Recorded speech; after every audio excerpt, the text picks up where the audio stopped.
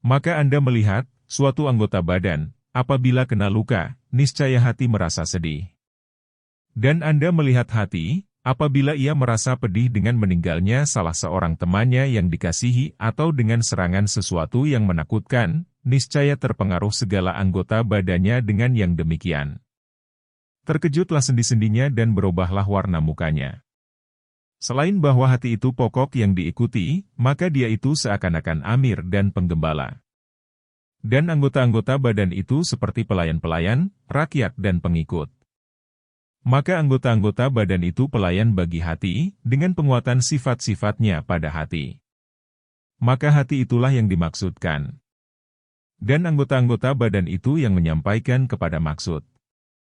Karena itulah Nabi bersabda, bahwa dalam tubuh itu ada sepotong daging mudghah. Apabila ia baik, niscaya baiklah bagian tubuh lainnya.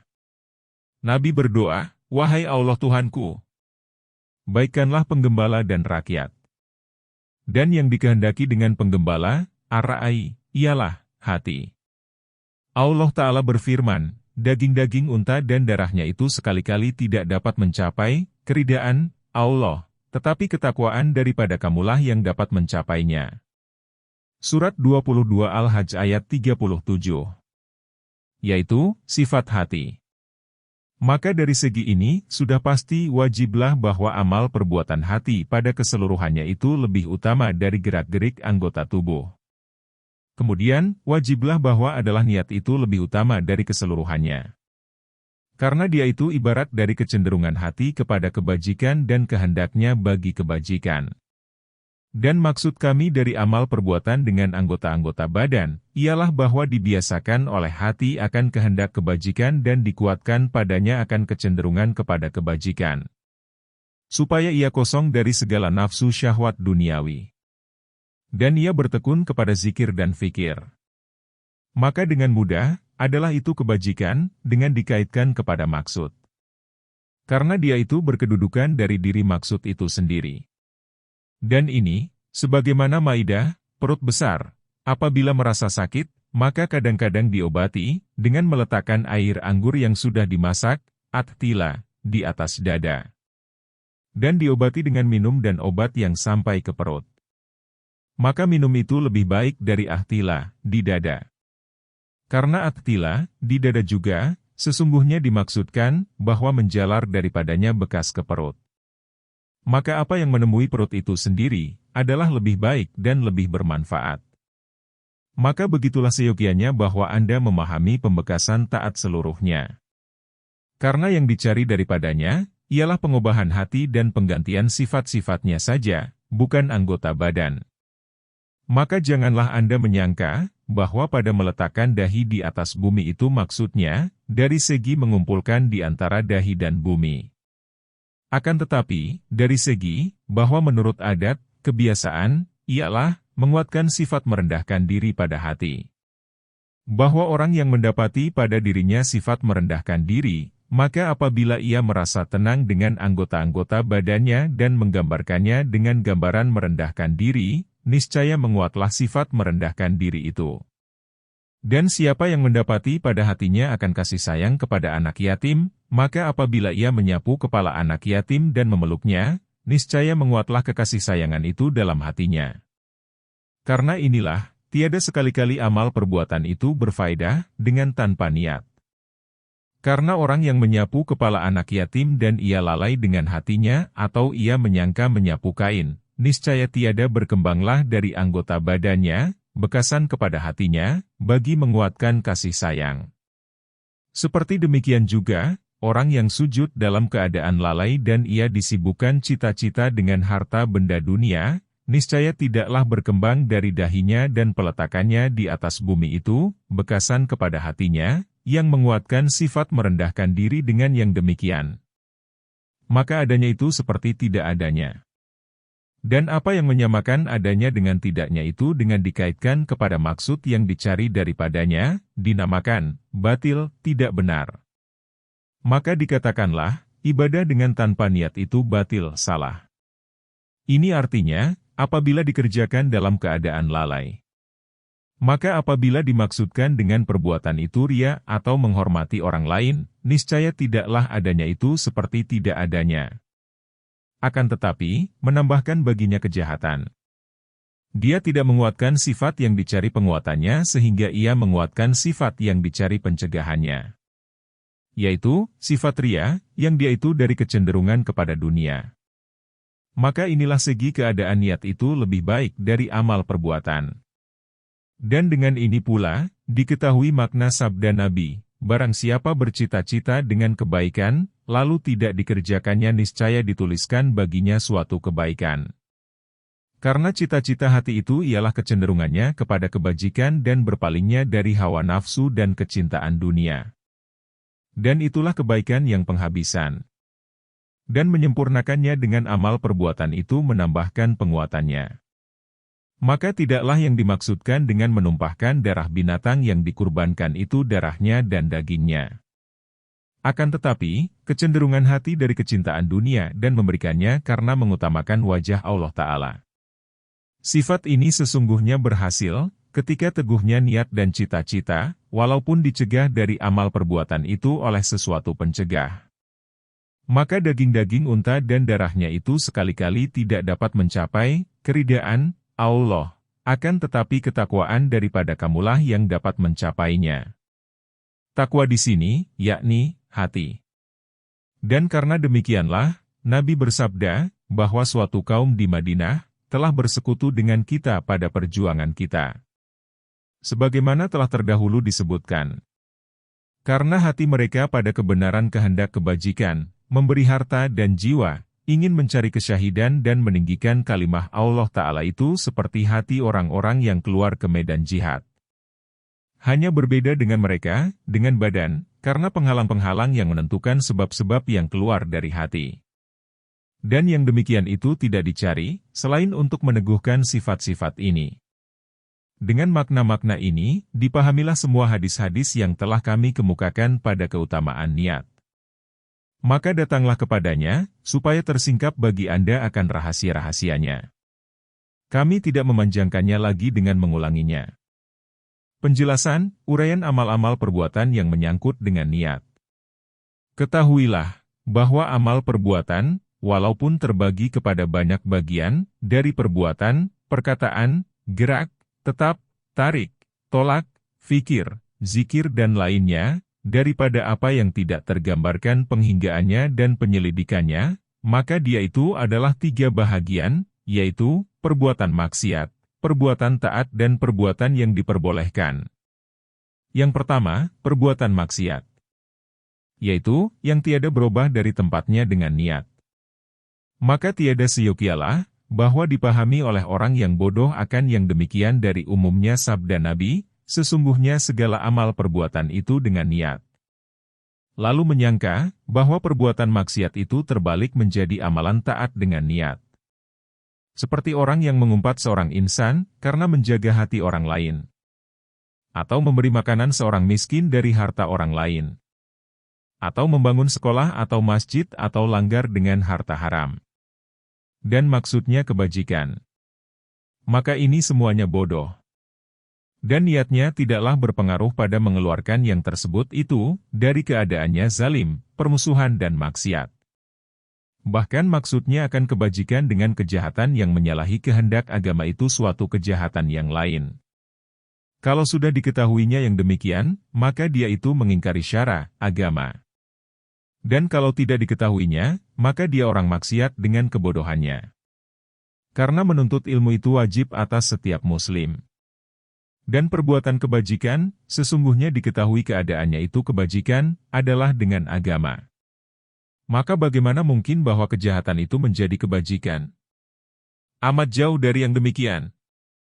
Akan tetapi, yang menghiasi bagi yang demikian pada hati, ialah tersembunyinya nafsu syahwat dan batinnya hawa nafsu.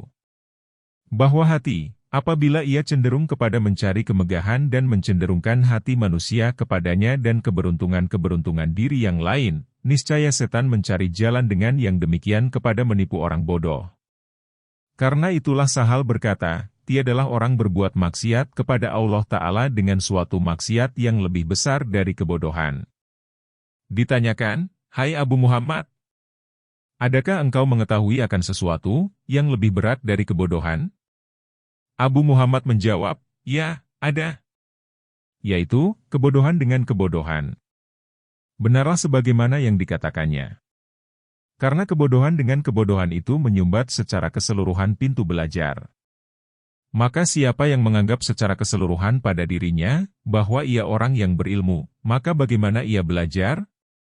Seperti demikian juga, bahwa yang lebih utama, apa yang dengan itu ditaati Allah Ta'ala, ialah ilmu. Modal ilmu, ialah tahu dengan ilmu. Sebagaimana modal kebodohan, ialah bodoh dengan kebodohan. Bahwa orang yang tidak mengetahui akan ilmu yang bermanfaat, dari ilmu yang melarat, niscaya ia sibuk dengan apa yang berkecimpung manusia padanya, dari ilmu-ilmu yang terhias, yang menjadi jalan mereka kepada dunia. Dan yang demikian itu, adalah alat kebodohan dan sumber kerusakan alam. Yang dimaksudkan, ialah bahwa orang yang bermaksud akan kebajikan dengan perbuatan maksiat, dari kebodohan, maka orang itu tidak dimaafkan. Kecuali, apabila ia baru saja masuk Islam. Dan tidak diperolehnya sesudah itu kesempatan bagi belajar. Allah berfirman, "Maka bertanyalah kepada orang-orang pandai, kalau kamu tidak tahu." Surat 21 Al-Anbiya, ayat 7. Nabi bersabda, tiada dimaafkan orang yang bodoh di atas kebodohan. Dan tidak halal bagi orang yang bodoh, bahwa berdiam diri di atas kebodohannya. Dan tiada bagi orang yang berilmu bahwa berdiam diri di atas keilmuannya. Dan mendekati dengan pendekatan raja-raja dengan pembangunan masjid-masjid dan sekolah-sekolah dengan harta haram, oleh pendekatan ulama-ulama jahat, ulama asu, dengan mengajarkan ilmu kepada orang-orang yang busuk perangai dan orang-orang jahat, yang selalu mengerjakan perbuatan fasik dan zalim, yang terbatas cita-citanya kepada bertengkar dengan para ulama. Berlomba-lomba dengan orang-orang yang buruk perangai, mencari kecenderungan wajah manusia kepadanya, mengumpulkan harta benda dunia. Mengambil harta sultan-sultan, anak-anak yatim dan orang-orang miskin. Maka mereka itu apabila belajar, niscaya adalah mereka orang-orang yang memotong jalan Allah. Setiap seorang dari mereka itu bergerak dalam negerinya, menjadi pengganti Dajjal, loba kepada dunia dan mengikuti hawa nafsu. Menjauhkan diri dari takwa dan memberanikan manusia dengan sebab melihatnya, berbuat perbuatan maksiat kepada Allah. Kemudian, kadang-kadang ilmu itu berkembang, kepada yang seperti orang itu dan yang seperti-sepertinya. Mereka mengambilnya juga menjadi alat dan jalan pada kejahatan dan mengikuti hawa nafsu. Dan sambung menyambung yang demikian. Bahaya semuanya itu kembali kepada yang mengajar, al-mu alim, yang mengajarkannya ilmu itu, serta diketahuinya dengan kerusakan niatnya dan maksudnya. Dan disaksikannya bermacam-macam perbuatan maksiat dari perkataan-perkataannya dan perbuatan-perbuatannya, pada makanan, pakaian dan tempat tinggalnya. Maka matilah orang yang berilmu ini dan ke Allah bekas-bekas kejahatannya bertebaran di alam ini, 1000 tahun umpamanya dan 2000 tahun.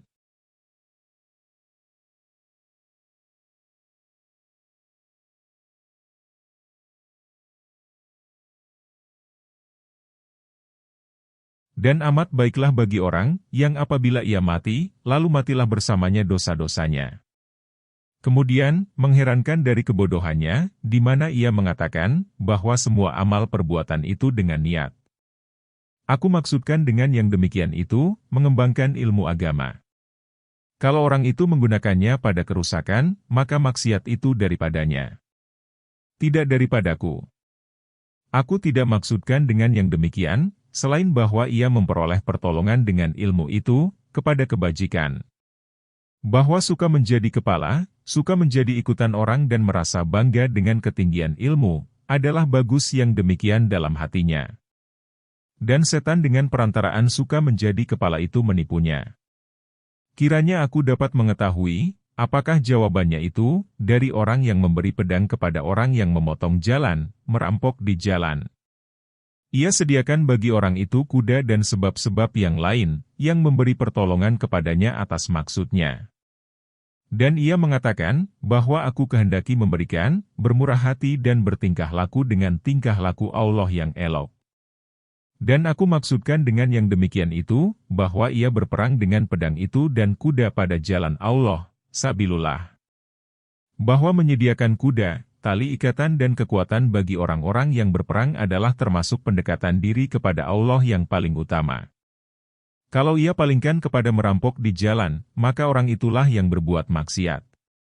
Dan telah sepakat para ulama bahwa yang demikian itu haram, sedang sifat kemurahan hati adalah akhlak yang paling disukai oleh Allah Ta'ala. Sehingga Nabi bersabda, bahwa Allah Ta'ala mempunyai 300 akhlak. Barang siapa mendekati kepadanya dengan salah satu dari yang 300 akhlak itu, niscaya ia masuk sorga. Dan yang paling disukai oleh Allah daripadanya itu, ialah sifat kemurahan hati. Kiranya aku dapat mengetahui, mengapa sifat kemurahan hati ini diharamkan? Mengapakah diwajibkan kepadanya bahwa melihat kepada karinah, berkumpul, keadaan dari orang zalim itu?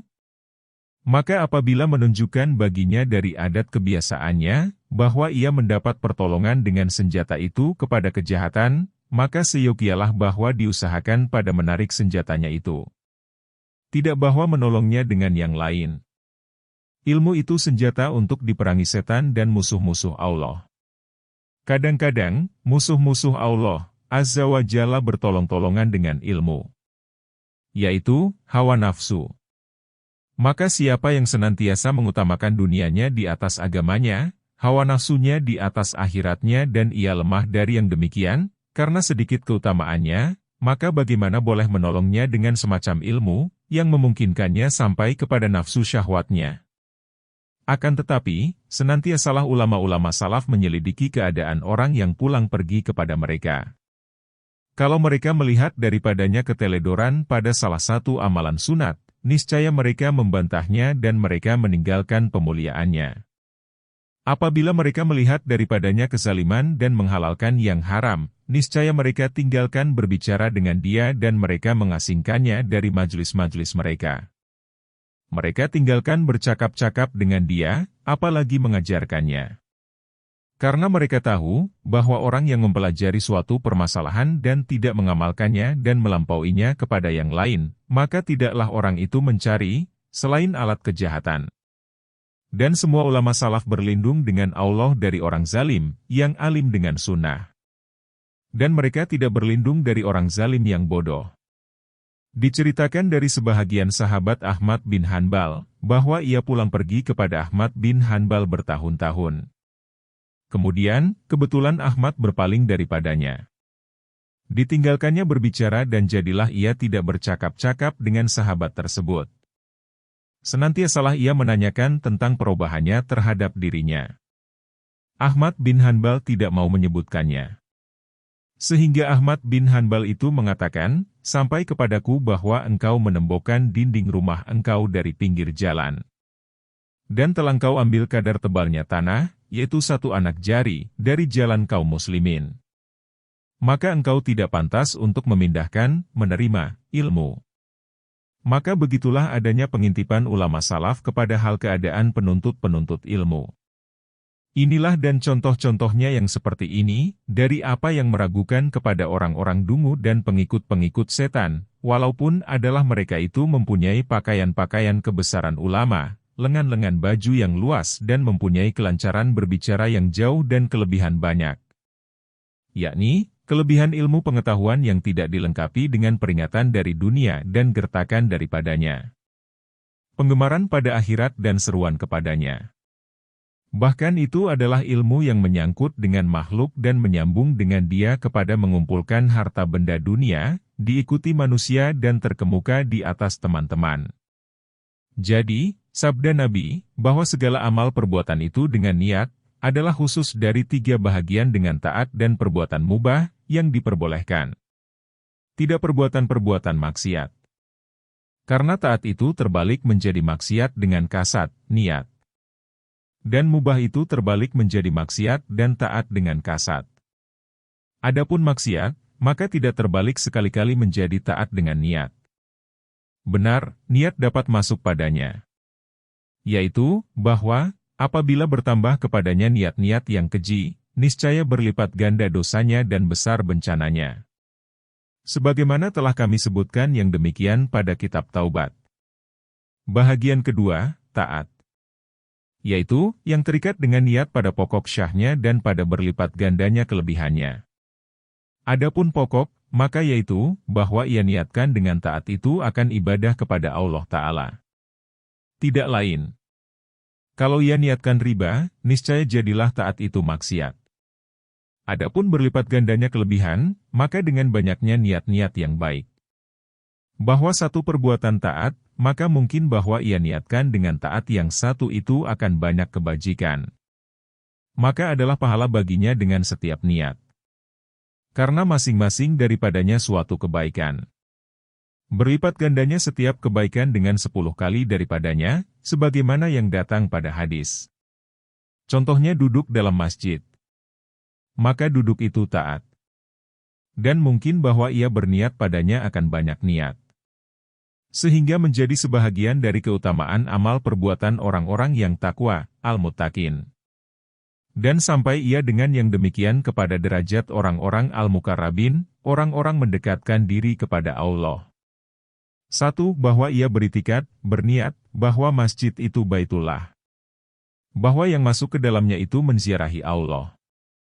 Maka ia kasatkan, niatkan, dengan yang demikian itu menziarahi Tuhannya, karena mengharap apa yang dijanjikan oleh Rasulullah, di mana beliau bersabda, barang siapa duduk dalam masjid, maka sesungguhnya ia menziarahi Allah Ta'ala. Dan berhak atas yang diziarahi memuliakan yang menziarahinya.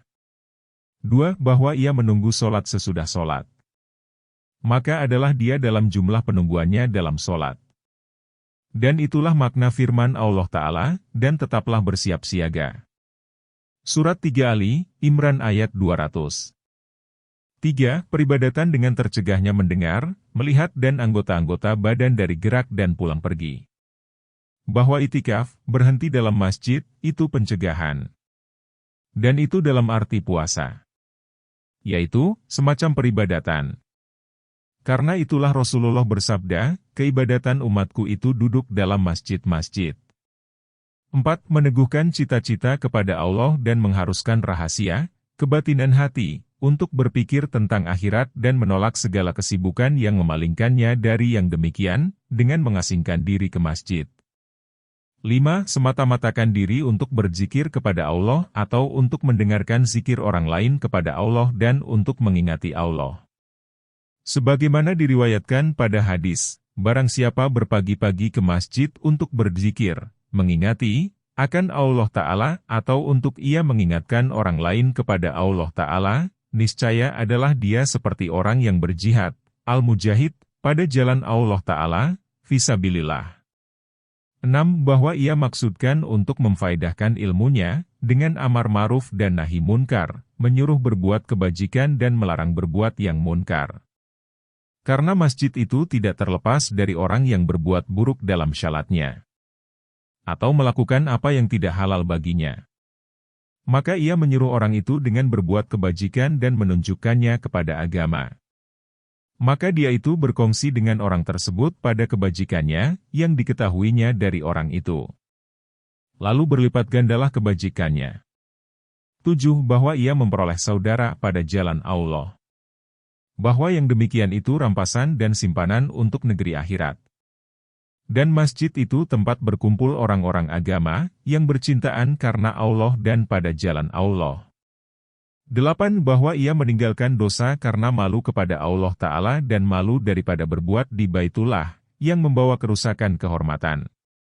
Al-Hasan bin Ali berkata, siapa yang selalu pulang pergi ke masjid, niscaya diberikan oleh Allah rezeki kepadanya salah satu dari 7 perkara. Saudara yang memperoleh faedah pada jalan Allah, atau rahmat yang diturunkan, atau ilmu yang menjadikan pintar, atau kalimah yang menunjukkan kepada petunjuk, atau yang memalingkannya dari keburukan, atau ia meninggalkan dosa karena takut atau malu. Maka itulah jalan memperbanyakkan niat. Dan bandingkanlah dengan yang demikian, akan amalan taat dan mubah, yang diperbolehkan, lainnya. Karena, tiada suatu amalan taat pun, melainkan ia memungkinkan niatan yang banyak. Dan hadir dalam hati hamba yang beriman, menurut kadar kesungguhannya pada mencari kebajikan, menghendakinya dan bertafakur padanya. Maka dengan ini, bersihlah segala amal perbuatan dan berlipat gandalah kebaikan-kebaikan. Bahagian ketiga, yang mubah. Tiada suatu pun dari yang amalan yang mubah dibolehkan, melainkan memungkinkan satu niatan atau niatan-niatan, yang dengan niatan-niatan itu menjadi sebahagian dari amalan yang baik, yang mendekatkan diri kepada Allah. Dan tercapai dengan yang demikian derajat yang tinggi. Maka alangkah besarnya kerugian orang yang lalai daripadanya. Dan diperbuatkannya sebagai perbuatan hewan yang lengah, dari kelupaan dan kelalaian. Dan tiada seyogialah bahwa hamba itu memandang leceh akan sesuatu dari bahaya, salah dan detik-detik waktu. Semua yang demikian itu dipertanyakan pada hari kiamat, mengapa diperbuatnya? Apakah yang dimaksudkannya? Dan ini pada yang semata-mata mubah, yang tidak dicampuri oleh kemakruhan. Dan karena itulah, bersabda Nabi, halalnya diperhitungkan dan haramnya mendapat siksa. Pada hadis yang diriwayatkan Mu'adz bin Jabal, bahwa Nabi bersabda, bahwa hamba itu ditanyakan pada hari kiamat, dari tiap sesuatu, sehingga dari celak kedua matanya dan dari pecahan-pecahan tanah dengan dua anak jarinya dan dari sentuhannya akan kain saudaranya. Tersebut pada hadis yang lain, barang siapa memakai bau-bauan karena Allah Ta'ala, niscaya ia datang pada hari kiamat dan baunya lebih harum dari kasturi. Dan barang siapa memakai bau-bauan bukan karena Allah Ta'ala, niscaya ia datang pada hari kiamat dan baunya lebih busuk dari bangkai. Maka memakai bau-bauan itu mubah, diperbolehkan. Akan tetapi, tak boleh tidak daripada niat padanya. Maka jikalau Anda bertanya, apakah yang memungkinkan bahwa ia berniat dengan memakai bau-bauan dan itu adalah salah satu dari keberuntungan diri? Bagaimana ia memakai bau-bauan karena Allah? Maka ketahuilah kiranya, bahwa orang yang memakai bau-bauan umpamanya pada hari Jumat dan pada waktu-waktu yang lain itu tergambar bahwa ia bermaksud bersenang-senang dengan kelezatan duniawi atau ia bermaksud melahirkan kesombongan dengan banyak hartanya, supaya dengki teman-temannya. Atau ia bermaksud memperlihatkan, ria, kepada orang banyak, supaya tegaknya kemegahan baginya dalam hati mereka dan ia disebutkan dengan keharuman bau. Atau supaya jatuh kecintaan kepadanya dalam hati wanita-wanita asing, bukan mahramnya, apabila dia itu halal memandang kepada wanita-wanita tersebut. Dan karena hal-hal yang lain yang tidak terhingga banyaknya. Semua ini menjadikan memakai bau-bauan itu perbuatan maksiat. Maka dengan demikian adalah dia lebih busuk dari bangkai pada hari kiamat. Kecuali maksud yang pertama, yaitu berlezat-lezatan dan bernikmat-nikmatan. Maka yang demikian itu tidaklah maksiat. Hanya, ia dipertanyakan dari yang demikian. Dan siapa yang diperdebatkan akan hitungan amalnya, al-hisab, niscaya dia itu diazabkan. Dan siapa yang mengerjakan akan sesuatu dari yang diperbolehkan dalam dunia, niscaya ia tidak diazabkan di akhirat. Akan tetapi, ia berkurang dari kenikmatan akhirat dengan kadarnya. Cegahlah dirimu akan kerugian, dengan mengerjakan dengan segera akan sesuatu yang fana, lenyap binasa. Dan rugi dari bertambahnya nikmat yang tiada akan fana. Adapun niat yang baik, ialah meniatkan mengikuti sunnah Rasulullah pada hari Jumat. Ia meniatkan dengan yang demikian juga membesarkan, menghormatkan masjid, menghormati Baitullah. Maka ia tidak melihat bahwa orang yang menziarahi Allah masuk ke dalamnya, selain bau-bauan yang harum. Ia maksudkan dengan yang demikian itu membau harumkan tetangganya, supaya mereka itu merasa senang dalam masjid ketika berdekatan dengan dia dengan bau-bauannya. Ia maksudkan dengan yang demikian, menolak bau yang keji dari dirinya, yang membawa kepada menyakitkan orang-orang yang bercampur baur dengan dia. Dan ia maksudkan menutup pintu umpatan dari orang-orang yang mengumpat, apabila mereka mengumpatinya disebabkan bau yang keji. Maka mereka itu berbuat maksiat kepada Allah, dengan sebabnya. Maka barang siapa mendatangkan bagi umpatan, padahal ia sanggup menjaga daripadanya, niscaya dia itu berkongsi pada maksiat tersebut, sebagai dikatakan. Apabila engkau meninggalkan suatu kaum dan mereka itu sanggup bahwa engkau tidak berpisah dengan mereka, maka yang meninggalkan itu adalah mereka. Allah Ta'ala berfirman, janganlah kamu marah apa-apa yang mereka sembah selain dari Allah, supaya mereka jangan pula mencela Allah di luar batas, dengan tidak berdasar pengetahuan. Surat 6 Al-An'am ayat 108. Dengan firman tersebut, Allah Ta'ala mengisyaratkan bahwa yang menyebabkan kepada kejahatan itu adalah suatu kejahatan. Dan bahwa ia maksudkan dengan yang demikian itu, mengobati otaknya supaya bertambah kecerdikan dan kepintarannya. Dan memudahkan kepadanya memahami kepentingan agamanya dengan berfikir. Asy-Syafi'i berkata, barang siapa baik baunya, niscaya bertambah akalnya. Maka ini dan contoh-contoh yang seperti ini dari niat-niat, tidaklah orang yang ahli dalam ilmu fikih, al-faqih, itu lemah daripada mengetahuinya, apabila adalah perniagaan akhirat dan mencari kebajikan itu mengerasi atas hatinya. Dan apabila tidak mengerasi atas hatinya, selain kenikmatan duniawi, niscaya niat-niat itu hadir kepadanya. Dan kalau disebutkan kepadanya, niscaya hatinya tidak tergerak kepadanya. Maka tidak ada bersamanya dari niat-niat itu, selain bisikan jiwa, hadisun nafsi. Dan tidaklah yang demikian itu pada suatu pun dari niat. Hal yang diperbolehkan, al-mubahat, itu banyak. Tidak mungkin menghinggakan niat padanya. Maka kiaskanlah dengan yang satu ini, akan yang lain. Dan karena inilah, sebahagian orang arif, yang berilmu ma'rifah, ilmu mengenal Allah, dari ulama-ulama salaf berkata, sesungguhnya aku menyukai bahwa adalah bagiku niat pada tiap sesuatu, sehingga pada makanku, minumku, tidurku dan masukku ke Baitul Hala, kakus. Setiap yang demikian itu termasuk yang mungkin dimaksudkan mendekatkan diri kepada Allah Ta'ala.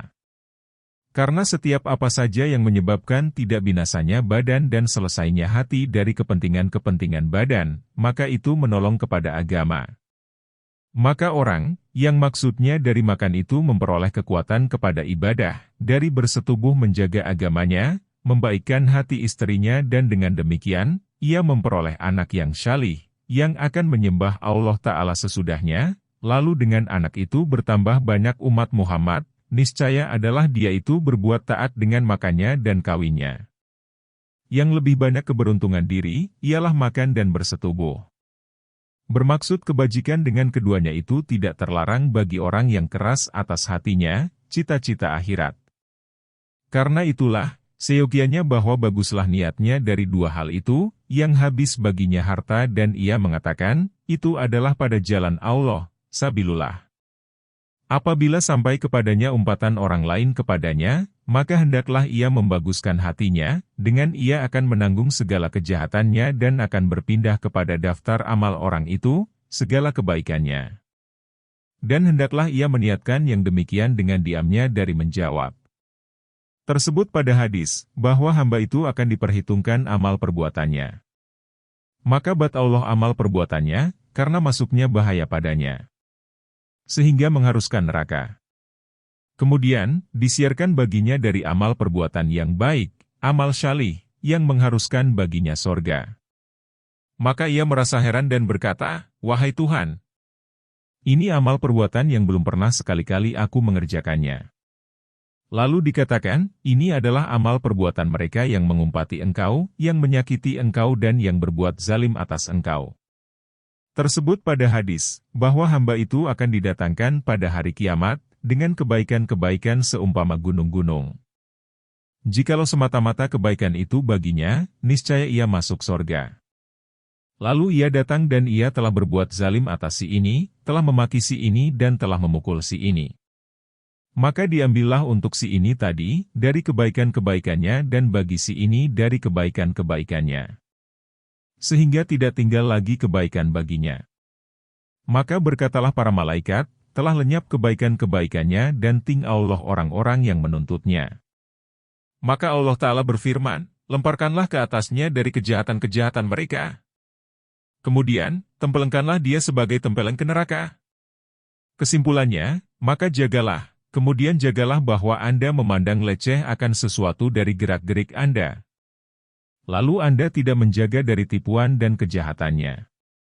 Tidak Anda sediakan jawabannya pada hari pertanyaan dan perhitungan amal, ya musuh awal hisab. Bahwa Allah Ta'ala melihat dan menyaksikan perbuatan Anda. Tiada sepatah perkataan yang diucapkan, melainkan padanya malaikat pengintip, yang siap sedia. Sebahagian ulama salaf berkata, aku menulis suatu kitab dan aku bermaksud menanamkannya di bawah dinding tembok tetanggaku. Maka aku menjauhkan tempat yang sempit. Kemudian aku mengatakan, tanah dan apakah tanah itu? Lalu aku tanamkan di bawah tanah.